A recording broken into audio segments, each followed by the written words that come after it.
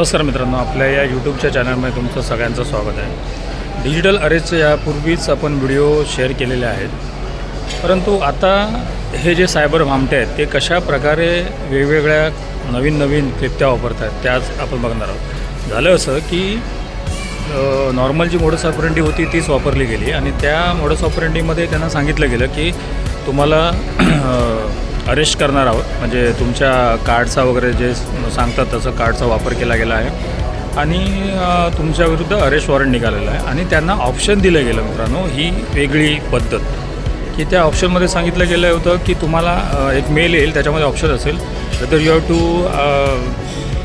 Digital arrest or normal arrest, म्हणजे त्याप्रमाणे आम्ही प्रोसेस करू। आणि मग त्याच्यामध्ये त्यांनी सांगितलं की डिजिटल जी अरेस्ट होती त्या डिजिटल अरेस्टला डिजिटल अरेस्ट न म्हणता त्यांना सांगितलं गेलं की तुम्ही निगराणीखाली आहात, म्हणजे आम्ही तुम्ही सिनियर सिटीजन आहात त्याच्यामुळे आम्ही तुम्हाला निगराणीखाली ठेवतो आणि मग तुमचं सर्व व्यवहार कंप्लीट झाल्याच्यानंतर आम्ही तुम्हाला रिलीज करू, अशा तऱ्हेने त्यांना त्याच पोलीसच्या वर्दीमध्ये वगैरे ते येतात त्याप्रमाणे त्यांना सांगितलं गेलं आणि लिंक पाठवून त्यांना अप्रूव्हल पाठवलं गेलं की तुम्ही हे ॲक्सेप्ट करताय डिजिटल अरेस्टसाठी, म्हणजे निगराणीखाली हे ॲक्सेप्ट करताय असं तुम्ही मेल सिलेक्शन करा। म्हणजे त्यांचं कन्फर्म त्यांना वाटलं की बाबा हे प्रॉपर काहीतरी चाललं आहे आणि त्याप्रमाणे त्यांनी रिस्पॉन्स दिला। आणि त्याच्यानंतर मित्रांनो सेम मोडस ऑपरेंडी जी आहे ह्या सगळ्या व्हिडिओमध्ये आपण सांगितली आहे ती मोडस ऑपरेंडी वापरून त्यांनी जवळपास 24 करोड रुपये त्या सिनियर सिटीजन जे होते त्यांच्या अकाउंटमधून ट्रान्सफर केले। काळजी घ्या, सुरक्षित राहा, अशा कुठल्याही प्रकारच्या प्रलोभनांना बळी पडू नका। हे